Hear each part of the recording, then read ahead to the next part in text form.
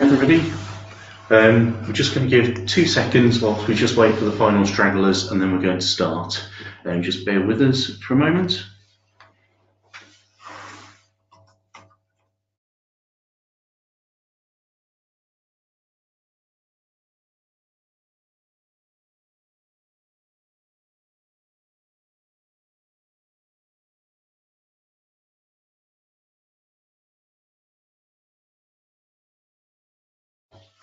Okay, good morning everybody. Thank you so much for joining us. We're really excited and grateful that so many of you have chosen to join. We've got over 300 people on the webinar this morning, so I'm hoping that we're going to be able to help you understand a bit more about cyber risk. The presentation is geared not to IT professionals or IT departments. It's geared towards managers and owners within law firms to help them understand what the issues are that they face. And I think firstly, the most important thing is that we've just got a slight technical problem. The first and most important thing is that you realise that it's not about when and it's not about where. This is happening to virtually all law firms at the moment. You hold lots of client money and lots of sensitive confidential information, and therefore you have the ability to be or the opportunity to be attacked, and criminals are seeking you out and looking for you, and hopefully we will talk about more the reasons why and how to prevent that today. We've surveyed everybody that's joined today, and we think everybody that has joined this webinar has a flaw in their security that is plain and obvious for us to see without even our professionals trying. And therefore, we think it's really important that you stay and listen throughout this presentation. So, who are we? Well, I'm Chris Harris. I'm the Managing Director of Lawyer Checker that you may be aware of. I'm also a solicitor, been in private practice, but I've also worked with many firms. At the moment, we've got over 2,000 law firms working with us in one way or another, buying services, and over the years I've been outside many law firms, and therefore we come at it from an industry perspective. We're not coming at this from outside IT professionals looking at this in an obscure theoretical way. We understand practical challenges that you face as a law firm every day. I've also got my colleague with me who can introduce herself. Hi, my name's Jen Williams. I've been working with Lawyer Checker now for the past 4 years as a Chief Security Officer. I look at this more from a governance point of view, so I'm the Cyber Essentials Assessor, an ISO 27001 lead auditor, and I've been very much involved in the practical side of making this happen in our business and for our law firm clients as well. So that leads us on to, well, why do we have credibility in this space, and why do we know what we're doing? Well, Lawyer Checker holds the sort code and account number of virtually every conveyancer in the country, and we know that we're being attacked every day, and therefore we've had to be very good at this because security is paramount to our business. If we lose information or we cease to get credibility, the whole business is jeopardized, as is yours. We have ISO 27001, which is the highest ISO mark. Jen is a lead auditor for that qualification. We've been through the full range of issues relating to IT security, and we've hired the right people internally. So whilst a lot of it's going to look like office bingo for you, we've got wireless application firewalls, we have very specific training set up, we have both the Cyber Essentials scheme recommended by the government and Cyber Essentials Plus. We've really tightened up on the way our emails are transmitted. We do regular penetration testing and battle plans, but we lead from the front internally in terms of this, and we've hired a considerable amount of the right quality of people and trained them extensively, and that's why our combination of understanding how law firms work, but also understanding the practical challenges of holding detailed and sensitive information that criminals are trying to obtain is vitally important to what we do and a core skill for us. So why should you listen to this? Why should you be here at all? What's it got to do with you? Well, much feedback that we get from leaders within law firms is, well, we've got an IT department and the IT department deals with this.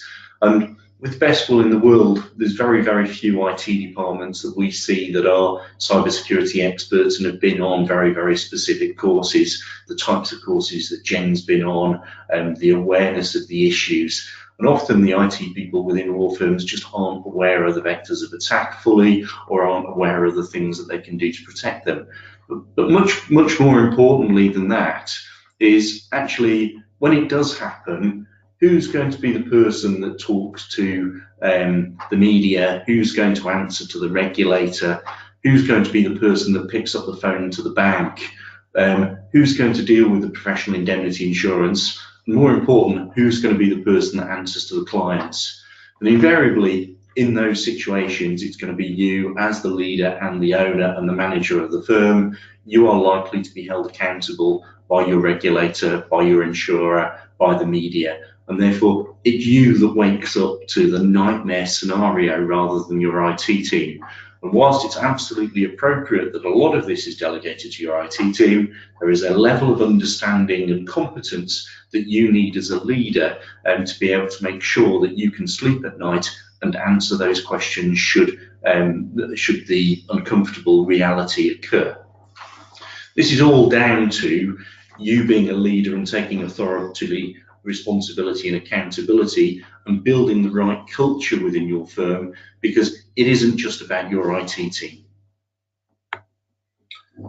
So in many circles within cybersecurity, they talk about the golden triangle. They talk about not just the technology. It isn't just about what your IT people do, but it's also about your processes and systems, and do you actually have consideration of how data is transmitted, how criminals may try to attack you, but it's also about your people and ensuring that your people are properly educated and that you are leading by example. Our view is that as your role as a leader within an organisation, if you just delegate this entirely to IT, it's likely that elements will be missed. IT is very important, but I think you need experienced professionals in the field helping you make sure that your people understand, that your processes understand, and that your IT people are actually up to speed with the right level of cybersecurity issues. And the way to do that is to plan for this, to do it, to act on it, and then to check. This is plan, do, act, check is a cybersecurity style set of thinking that goes throughout the government training, throughout the sector as a whole. And it's a bit like disaster recovery. It's a bit, if your building burns down, what are you going to do? And are you going to put fire extinguishers in place? And how do you know that you're behaving safely and not storing flammable materials in areas of your business where you shouldn't? This is exactly the same. Let's work out what might happen. Let's do things to prevent it and to act to prevent it and put those things in place. And then let's check and battle plan and see what happens. But we need to try to mitigate, and we need a process to try to understand how we can mitigate the risks. So that takes us on to the biggest areas of fraud and cybercrime in 2019. And I think it still surprises me when I talk to so many law firm professionals where they always say, oh, crime doesn't occur in Chester. Chester's a nice place. All crime occurs in Liverpool. It's all the terrible people from Liverpool that cause the crime. There's no crime in Chester. And then you go to Liverpool, and Liverpool says, it's all Walton. It's not from here. It's those people from Manchester. People never assume that crime happens on their doorstep. And then other firms say to me, well, we're too small. They wouldn't come after us because they'll go after a bigger firm. Well, maybe they'll come after you because you're small and you don't have the skills, and maybe you're relatively easy. Whether it's £1 million in your client account, 5 million or 20 million in your client account, it's still a lot of money for any criminal. It's a lot easier to steal the money from you and not get caught than it is maybe to steal a handbag or steal something physical these days. The SRA is saying over 60% of firms have reported security information, security incidents, and cybercrime has risen by 52%. In my experience, lots of firms that experience cybercrime aren't keen to tell the SRA. I think that is underreporting. I think there is a lot of individual firms that hide this. And when I talk anecdotally to law firms, virtually every law firm at some level has had some type of incident. We've seen 237 scams in 2018. And we all know that people are chasing client money. People are aware from what's going on, the feedback from their banks, from their insurers. People know this is happening. And the question is are you taking enough notice of that? Do you just think this happens to other people? Or are you actually at the point where your culture and governance means that not just you as the owner and manager, but every person within your organisation understands this risk and that actually you're planning to mitigate it effectively? So even last week, not all criminals are that ugly. There are some nice criminals, but even last week, the Times reported that someone had stolen £600,000 in a scam. This is happening all the time. You will all be aware of phishing and email modification attacks. You may even have suffered them. But the frightening thing is that the Financial Conduct Authority believes there's 1,400 organised crime gangs trying to steal mortgage funds at any given time. And these people are intelligent. You know, these are not people that walk around with sort of stripes on their jumper and a hood on their head and a bag that says swag.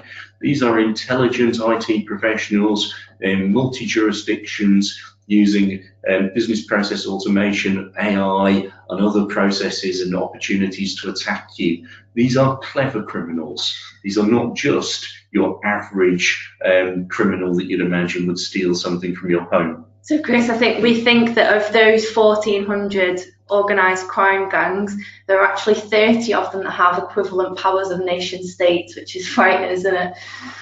Yeah, it is. It's mad what's going on, but we need to be aware of it. And then, as a manager, you're faced, or an owner, you're faced with all of these corporate bingo words.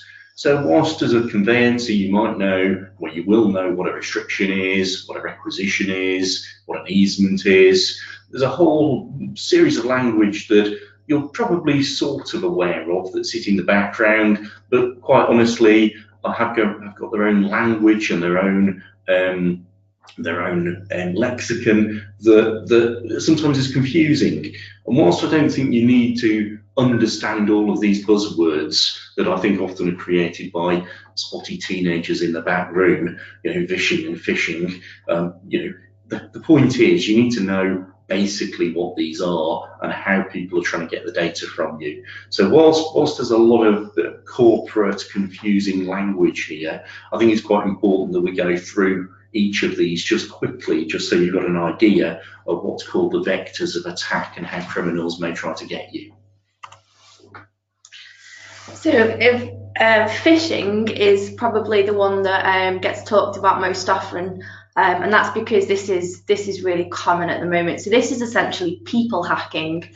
So a criminal will send you an email pretending to be somebody else to ask you to disclose some sensitive information or credit card details or passwords. These emails can be kind of really crude. So you've got the man from Nigeria who's a prince and needs to use your bank account, down to really targeted attacks that may come when, for example, the CEO is on holiday and needs some money urgently transferred from the accounts department. So they're designed to trick you into taking some action to compromise your business. And often those emails will look really familiar and similar, and they may even be your own. They may even be your own domain, so they may even look exactly as your email would in the address bar, or sometimes they've got really subtle differences, like a 1 instead of an L is a really common one. But I think the surprising thing for me for this is we've got people internally that can pretend to use your email account and actually send an email from you to you. And it took us about half a day's research to work out how to do it. The information is commonly available on the web. The tools are commonly available on the web. We're not talking about anything hidden or difficult. I have emailed an individual within the Law Society from their own email account to demonstrate how easy it is. And I'm not a particularly IT technical person, and I've been really surprised how easy it is to hijack people's emails. Never mind buy similar domains and use the similar domain one. Sorry, Jen. That's okay. That's okay. Criminals, if they can't get in by email, will also try over the phone. So they may call up your accounts department, they may call up your secretary. Vishing is just the voice equivalent of phishing. So they'll use social engineering techniques where they pretend to be somebody who you're familiar with to disclose personal information or account details. So at the one level, this is criminals trying to get hold of you, but I've sat in law firms in their conveyancing department and listened to telephone calls, and I've been pretty sure an estate agent has pretended to be a client in order to get information about a transaction that the estate agent shouldn't have, or the other side has pretended to be your client. And I think sometimes this is just impersonation of somebody pretending to be somebody other than they are, and it can go right the way from the actual person on the other side wanting to push the transaction along quicker, or right the way through to somebody pretending to be your bank asking you to reset your password. And we spend a lot of time on this, and they look at a lot of social media accounts to understand what's going on. But let's carry on, because I'm sure you're all aware of all of these things up to now. Yeah. Okay, so the next one then is email modification fraud. I think this looks like quite a detailed slide because it comes in many different forms. So this is all about deceiving you via different techniques. So we've already talked a little bit about phishing with impersonation. Email modification is so common, so you can have an email intercepted and changed before it's actually delivered to the recipient.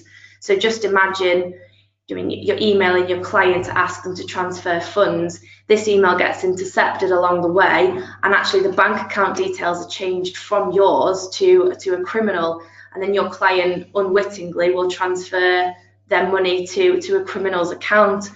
There's such a range of attacks that can happen due to email modification. Can be done by people within your own firm, and it just needs so much attention because it does account for the vast majority of all cybercrime reports at the moment. So this effectively is you being duped into sending a payment, or your client being duped into sending a payment to someone that they shouldn't be sending it to because someone changes the sort code and account number details. This can be done over the phone, it can be done in emails, it can be done in PDFs. There's every single account number that is sending money to you, or any client that's sending money to you, or you sending money to any client. It is entirely conceivable that you just assume, or they just assume, that that account number is yours, and it isn't. And this is becoming a very, very significant challenge at the moment. Okay, so this was a genuine example of something that happened in our firm. So Chris, our MD, was away on holiday. We received an email targeted to somebody who Chris works with quite closely, asking for information about payments. This happens all the time, so it's much more beneficial for the criminal to spend a lot of time researching and directing a really targeted attack at a huge target like a managing director or a CEO, a managing partner, hence the name whaling, to persuade somebody in panic or in kind of desire to please the MD to send money before they've done any checks. Thankfully, because we train our staff on all this stuff, we picked up this email and we were able to make sure that we didn't act on it and none of our money went missing. So that's a more sophisticated version of the same thing, where somebody is actually trying to hijack my email accounts. This one has been blocked within our system, but we've actually seen somebody therefore pretending to be be me. They've even put up an information security footer on the bottom, but clearly that isn't me, and we've managed to block that and ensure that that isn't sent to any of our clients or anybody in the public, and it's something that we've avoided being attacked by, or people using my brand and my email account and my credibility to perpetrate a fraud on somebody else. Okay, password theft happens all the time. You hear in the news of loads of breaches that might not be anything to do with corporate accounts. So I think MyFitnessPal last year had a huge breach where lots of usernames and passwords were stolen. Now, you might think, why does that affect my business? But it's been shown through lots of studies about the way people use passwords that it's very common for your staff to use the same passwords for both work and personal accounts. So that data is now for sale on the dark web, which means that criminals can just try combinations of emails and passwords and therefore breach your company accounts, even though they've not directly. I love this one because it's actually caused a specialisation within criminals.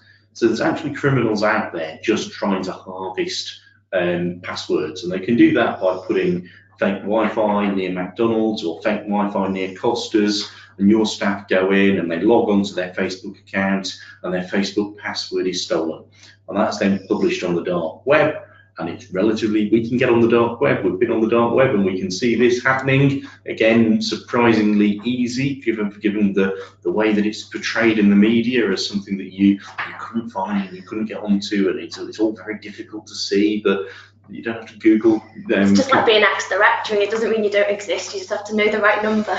Yeah, and it's out there. So there's one set of criminals harvesting emails and posting them for sale. There's another set of criminals that are saying, right, we're going to specialise in attacking lawyers, or we're going to specialise in attacking lenders, or we're going to specialise in attacking pension payments. And the criminals will go out there, they will look at your firm and decide whether or not your firm is a suitable target. They'll go out and they'll buy those passwords. They will then go out and use and create a series of vectors of attack to look at your firm specifically, and then they'll use AI and what's called robotic process automation to try to find the members of your staff that are on Facebook or another website where or another personal email situation where they have had their data compromised, and they will just run through with that password and similar variances of it quickly into your Outlook 365 login or your mail service login to try to get individuals into your system.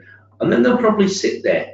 They'll probably use a VPN to pretend that they are logging in from your town, so your system won't be able to identify that they're logging in from Ukraine or wherever, because they're using a piece of software to pretend that they're based in your area, and they will start their attack from there. And the person that's actually lost their password will have no idea that this has happened. They won't go into their unread emails, they'll go into their read emails, their deleted emails, and they'll watch. There's one particular case where someone got into a county council like this.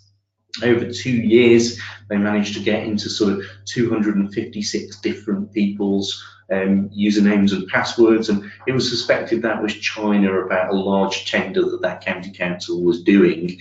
And and it's also invisible to you. You have no idea what your staff's passwords are on their Facebook account or their LinkedIn account, and you've got no idea what their username, what their passwords are on your account, and therefore it's incredibly difficult to proactively protect against. And I love this. If I was criminally minded, this is what I would be doing, quite honestly. So there's a study that's shown that the average time that a criminal has access to your systems before they're discovered is around about 200 days. So that just backs up Chris's point that you won't know this has happened until the damage has already been done.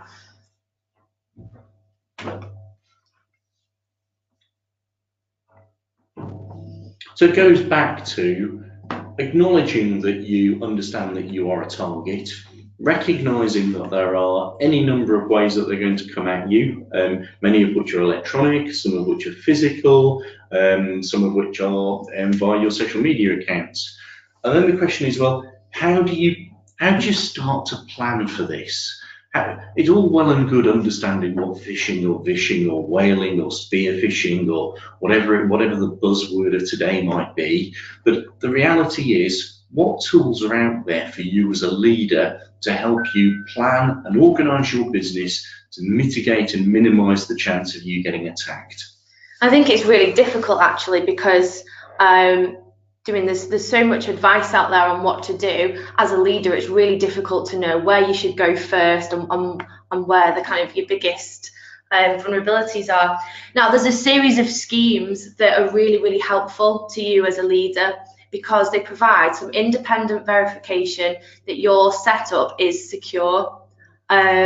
So the National Cybersecurity Centre, set up by the government to make Britain a safe place to do business, came up with the Cyber Essentials scheme. And all this does is it verifies that your really basic technical controls are all effective against around about 80% of cyber attacks. So it covers off things like password hygiene, it covers off things like making sure that your network is safe. So it's all those things that your IT team will look after, but it gives you some verification that you as a leader don't have to worry, because this is all in place. We then have got some slightly more advanced certification, so Cyber Essentials Plus. We've got an IASME governance program, which looks after kind of some of the more risk-based governance around your security. And then, as we've already mentioned, we've got ISO 27001, which is the gold standard for information security. So really, this is a graduated, increasing level of sophistication. Cyber Essentials is relatively easy to get, but it's intended to start to make you think about these challenges and what you're doing about it, right the way up to ISO 27001, which is complicated and difficult to achieve. It took us many months to achieve it. It completely changed the way that we thought about all of this. But most organisations start with Cyber Essentials. The National Cybersecurity Centre has got a guide for legal professionals, and it says that every law firm should have this. This is also, well, I'm stealing Jen's next slide, okay. So I will let Jen move on to the next slide. Yeah, okay. There we go. Yeah, so Cyber Essentials, it's really, really quick and simple to get certified. So as I've previously said, it just makes sure that you've adequately implemented all of the steps that the government recommends. Some tenders are now starting to require Cyber Essentials certification, so you can bid for government work if you've got Cyber Essentials. You also get a really nice badge that you can display on your website and your email footer to show to your clients and other businesses you're working with that you're secure. It's really quick. It takes about 48 hours to go from having kind of no certifications at all to having this Cyber Essentials certification that's recognised. I'm going to move on to Cyber Essentials Plus. So Cyber Essentials Plus helps you to ensure that your infrastructure is secure, so your network, all of your devices that are connected to the internet. It covers a lot of the same basic areas as Cyber Essentials, but you get an independent scan of your network to show up any vulnerabilities. You get a full jargon-free report, which I think is really important to help you to be able to close those off.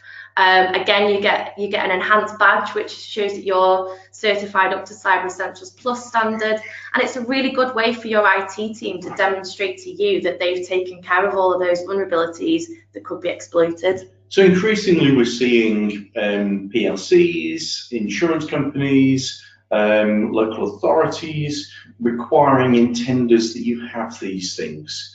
This is a should. Cyber Essentials, the basic one, is a should within Lexel, which is not a mandatory issue, but if it's there as a should, you should in your Lexel documentation explain why you haven't got it. And quite honestly, it's so easy to get, it's probably harder to justify why you've not got it than you've actually got it. But let me let Jen carry on. Okay. So we've also got this really nice kind of governance standard that's written by IASME, and again it goes through the same process of Cyber Essentials. So it's a set of questions that you answer on a portal about your infrastructure and about your setup. With this, you start to look at some of the other information security elements, so some of your Data Protection Act requirements.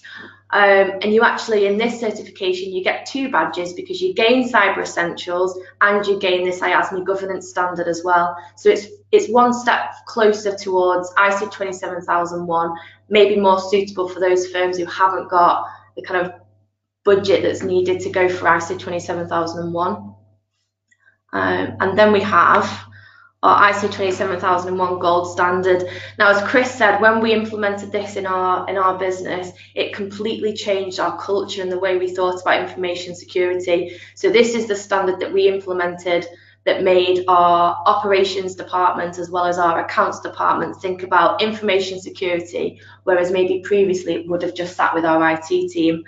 This is internationally recognized, and it shows not only to your clients and other businesses you work with, but also to criminals. Actually, you're going to be quite hard to breach because you've got this gold standard, and cybersecurity runs through all of your processes.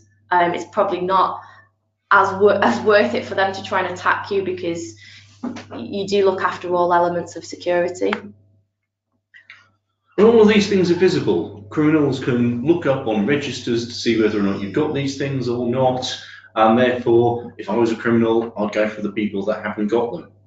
So we've talked about the fact that this is real, the fact this is scary, that criminals are not intelligent people. We've looked at some of the methodologies of attack, and we've considered some of the planning that you can do to try to factor through and reduce and mitigate the vectors of attack.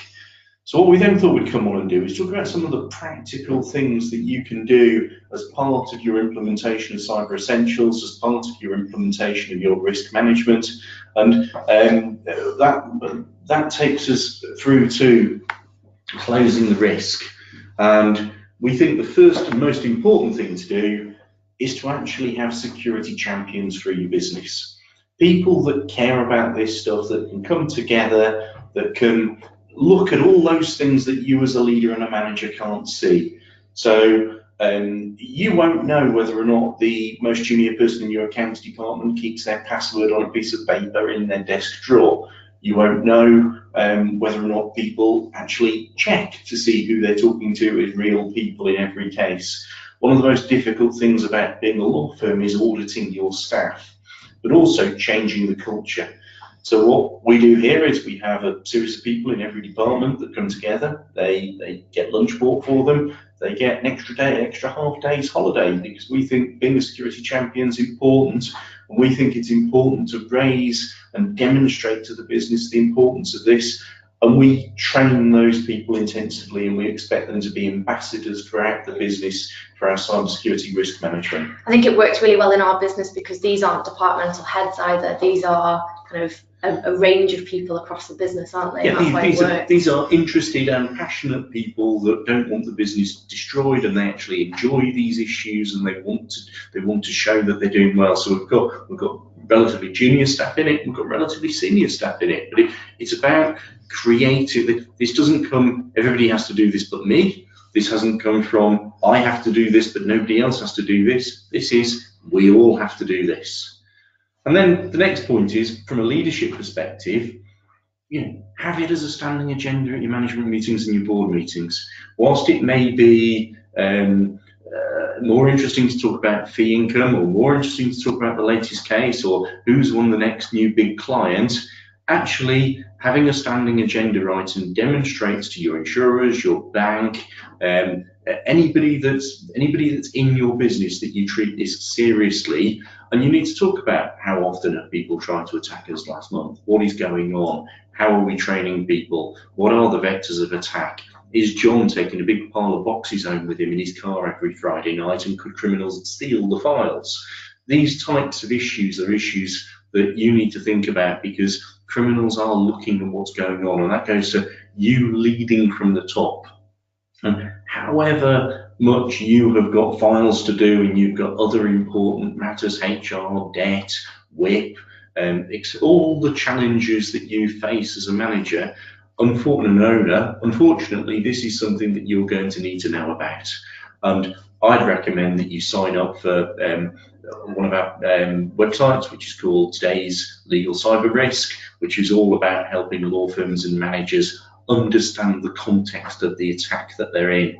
www.todayslegalcyberrisk.co.uk. And then you think about how far do you want to go. Cyber Essentials is something that I think it's very hard to justify not having. ISO 27001 is difficult. It may well be worth your while just downloading the basics of the ISO 27001, having a read of it and trying to do some of it without going for the full qualification. Or have a look at that IASME governance standard, which actually is a stepping stone towards ISO 27001 from Cyber Essentials. Do you want to talk about DMARC? Yeah, sure. Okay. So DMARC is a slightly technical product. So DMARC is a protocol that was designed by some huge names in the world of email. So Google, Microsoft, AOL, a couple of the huge banks in the USA. They came together because they wanted to solve the problem of email hijacking on a global scale, so on an internet-wide scale. So they came up with a way to protect your domain from being used in a spoofing attack. Now, it's really technical to set up. We've got a product called On DMARC, which actually allows somebody who's a lot less technical to be able to implement this. It's recommended by the National Cyber Security Centre that all business email domains should be protected with DMARC. It's relatively cheap and simple to set up if you've got a good tool like On DMARC. I think for me, the idea that somebody can send an email from chris.harris@lawyerchecker.co.uk to anybody in the world, not particularly my existing clients, but anybody that's out there and purport to be me, is frightening. I'm glad that we've got On DMARC, which kills that and stops that. But the idea that I've spent the best part of 25 years, maybe far too long, building up what I hope is a good brand and a good reputation, so that I hope my word is a good word in the market, to just think that somebody can use all that effort that I've put into that and just pretend to be me by email. And also, potentially they could have hacked my emails and watched what use of language that I use, my personal preferences, my email sign off. It's quite frightening. So I personally sleep better knowing that we've got On DMARC switched on. Yeah, I suppose it's the equivalent of locking your car when you leave it on your driveway, isn't it? So that somebody can't use it. Then we've got Consumer Bank Account Checker, which is just a method of checking an account to which you're sending money. So Mr. and Mrs. Smith say that they are remortgaging their house and they're raising £30,000 worth of capital for their conservatory. Mr. Smith sends you a bank account number. How do you know that that account belongs to Mr. and Mrs. Smith? You've got the whole Royal Bank of Scotland versus Ettridge thing. That account might be a just Mr. Smith account, never mind a Mr. and Mrs. Smith account. I know some of you are too young to remember Ettridge, but I do. But you need to check, is that account owned by the people that you think it's owned by? And the Consumer Bank Account Checker is really easy, £2.50 check provided through our site that allows you to check that that sort code and account number belong to those people. And that works for probate beneficiaries, it works for personal injury cases, it works for equity in houses. It's how will you feel if you send £50,000 to an account on the basis of an email or basis of information that's been phoned to you that's actually inaccurate or wrong and not being used for the purpose you think it's being used for. Many of you will be aware of our account and entity screen. So lawyer A sends money to lawyer B. How do you know that lawyer B's account belongs to lawyer B? Unlike other services, we can demonstrate that that account number's got a track record of success. But I don't want to sort of labour the point. Most of you will be aware of that service for the very fact that you're here today. And then it just occurs to me that when I phone my doctors, I have to give a password. When I phone my bank, I have to give a password. I sit in countless law firms where somebody will phone up and they'll say, I'm John, your client, and the fee earner. I know one firm where fee earners are handling in excess of 120 conveyancing transactions in one go. And I've sat there and I've listened to conversations that run along the lines, hello, this is John's wife. John isn't available to speak at the moment. I know we haven't spoken, but can you tell me where my transaction's got to? And the fee earner just blurts it all out, not knowing whether that's John's wife or not John's wife or who the hell it is they're speaking to. It just occurs to me, why don't you put in your client instruction letter, ask the client to give you a 6-digit password, and then you can just ask them at the start of the transaction, letters 2 and 4, and that helps. Also, most of your case management systems now enable you to send messages outside of the email framework. Email is not safe. They allow you to send emails securely via secure Dropbox type services. You really should be using those services, and the transmission of information from you to a client needs to be tight and safe, and you need to be careful about it. I'm also astounded by the amount of firms that the very fact that you're here and you're listening probably means that you are not an organisation that isn't aware of this, but lots and lots of law firms still only check passports, and they do not check, they do not use technology to check the person is the right person at the right place, and use PEP and sanction checks. You're supposed to do PEP and sanctions checks on everything.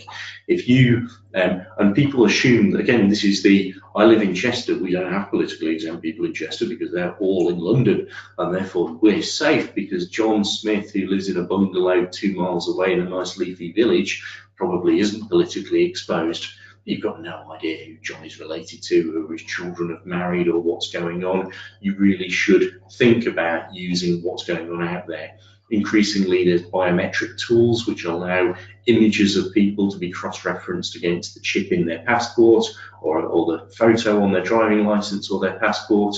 And increasingly, the world of anti-money laundering and know your client is moving forward rapidly. Gone are the days when a straightforward electronic ID check and a copy of a passport are sufficient. There is so much more out there to help you maintain the risk of ensuring your client is your client. Dark web monitoring. So I think we touched on this earlier. So the dark web is a big scary place that gets spoken about a lot. It's where passwords are traded between criminals. There are tools that you can use that will monitor your identity on the dark web. So you'll be able to see if passwords and email accounts used within your firm, if the credentials for those are actually for sale on the dark web. That's something that we do here. We monitor the dark web for stolen credentials. We receive alerts if our domain has been used or credentials that are used to access our domain are for sale on the dark web. I think when I did it with mine, it turned out that about 2 years ago, my email was harvested by a tool that I had absolutely no idea was operating in the background of my computer. But when I looked at it, this was a perfectly legitimate tool that was used to help me populate websites that I go to regularly for passwords, and hijackers had taken my email address from there. We regularly change our passwords. We went back and we looked at what had gone on, and we were satisfied that nobody had come in. We use all sorts of tools to do that. But I think you just need to be aware that there are tools out there that will tell you when your passwords or your colleagues' passwords are up for sale on the web. And that helps mitigate against that risk that says, How do I know that John in account's Facebook password isn't the same as John's actual login password to my banking system? So it's that mitigation that helps you close some of the gaps that you need to think about.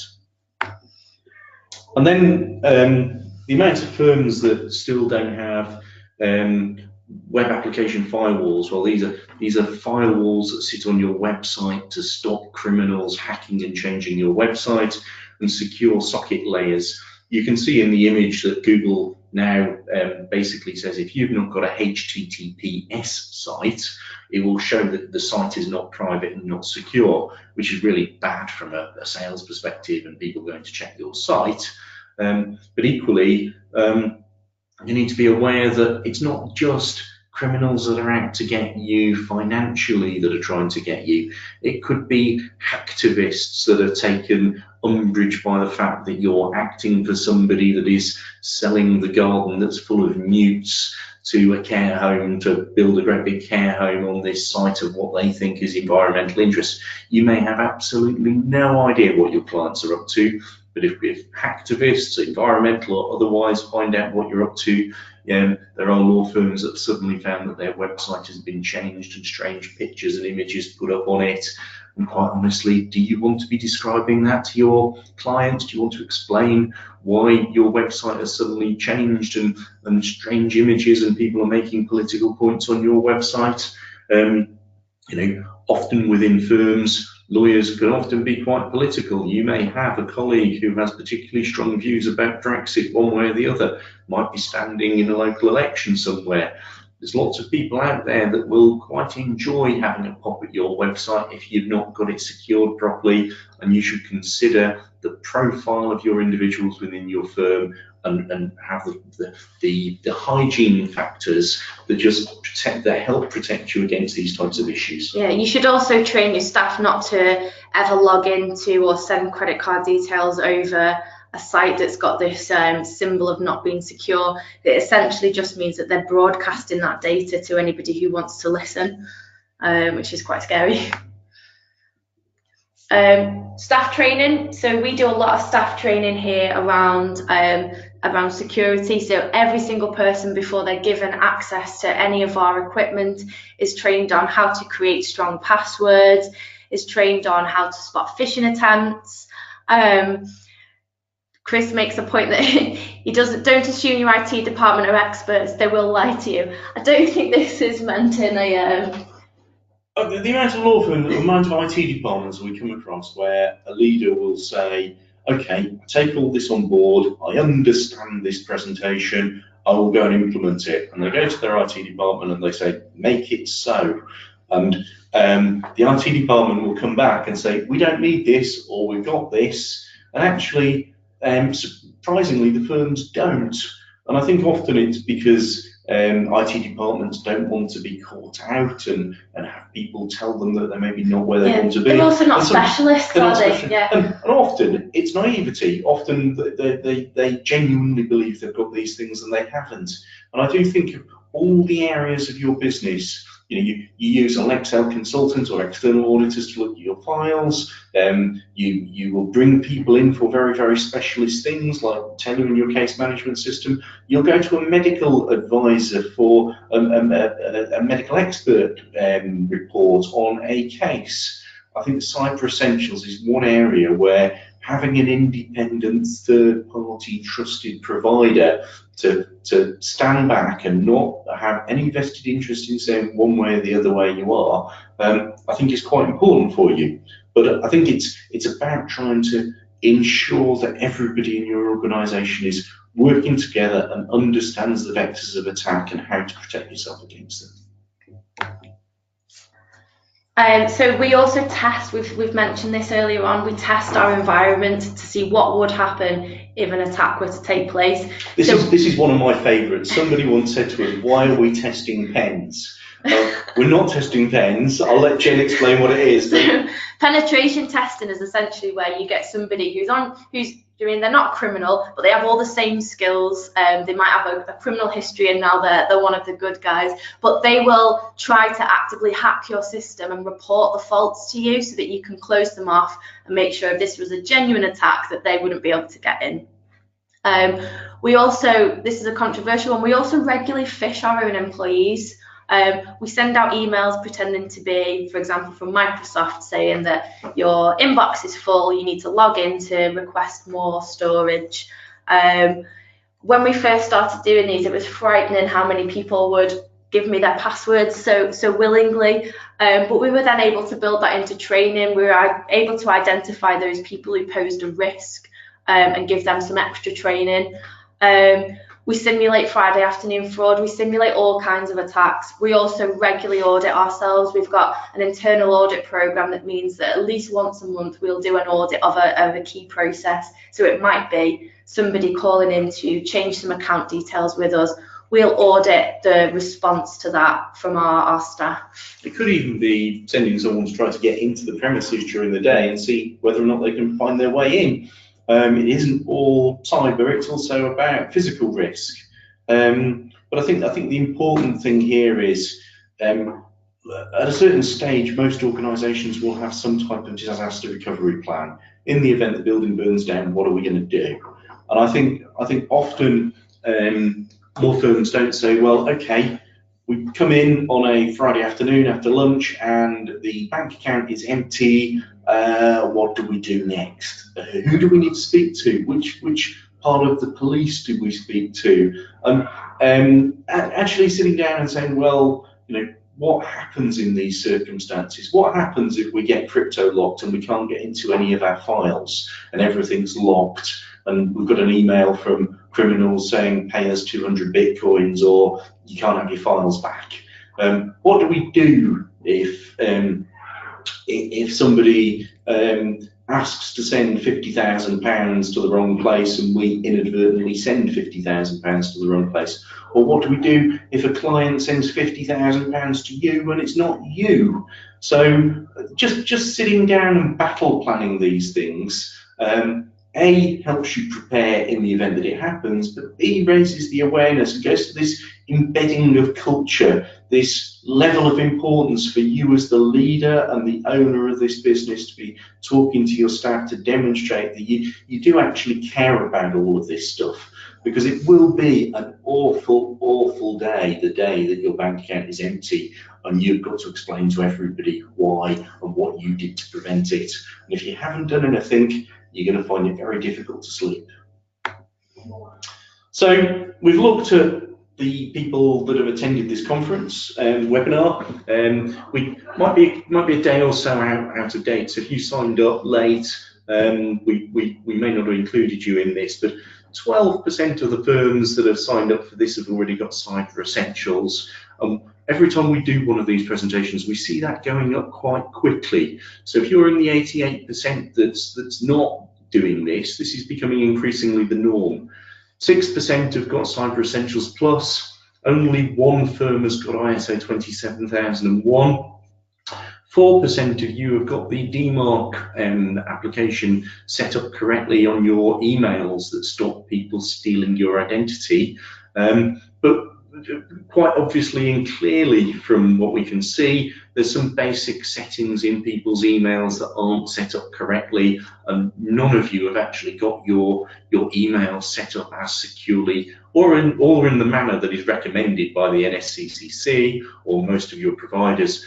And I think that goes to how complicated it is. Your emails work, your IT department are happy with the way that it's working, but actually there are two key things that are key fundamental blocks of protecting your emails from interception and modification that none of you have got set up.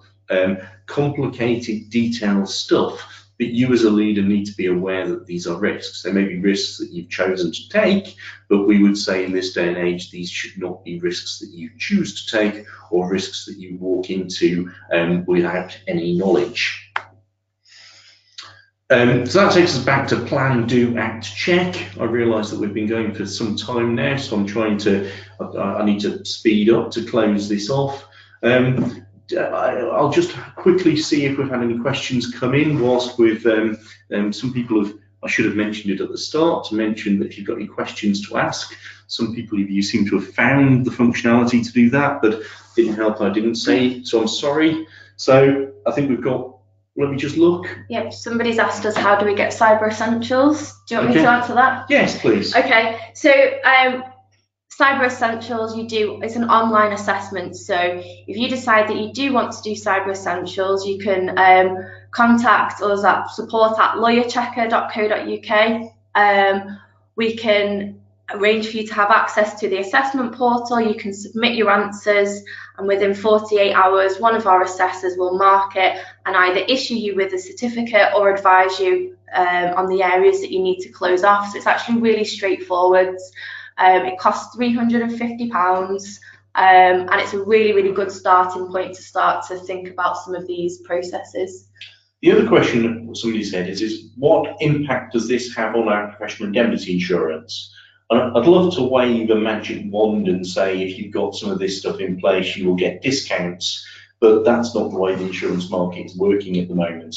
I think what I'd say to you is buying professional indemnity insurance is not like buying car insurance. It's all about the way in which you present your story to the insurer. So it's about making sure that you are describing your culture, describing your risk awareness. And if you've got Cyber Essentials, or if you're using Consumer Bank Account Checker, or you've got DMARC switched on, it's about making sure that is documented within your application. And having spoken to people like Howdens and other insurance brokers, I'm aware that this is read and this is considered. It's not going to make a huge difference, but it goes to a consideration of you as a firm and the risk involved.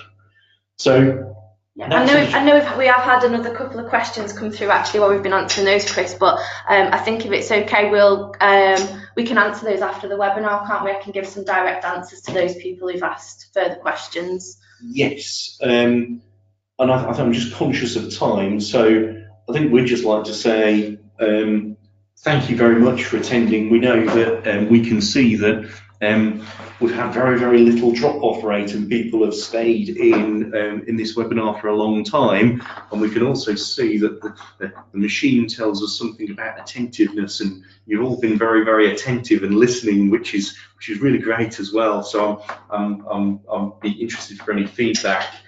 You're likely to receive an email or a telephone call from one of our colleagues in the next couple of days. Please raise and discuss any issues that you may have. We're interested in your stories, and we're interested in working in this sector to ensure that your businesses are as protected as they are. As an organisation, we're here to help law firms and protect and promote them, and we think this is core to our reason for existence and what we do for the sector. So if you'd like a free cyber report, please drop an email to either Jen Williams or I. Our emails and contact details are up on the screen. We'd really like to help you to get started, to have a think about some of these issues. So my team are more than happy to spend a little bit of time having a look at what we can see about your infrastructure from the outside and give you a report as to how that looks to a criminal.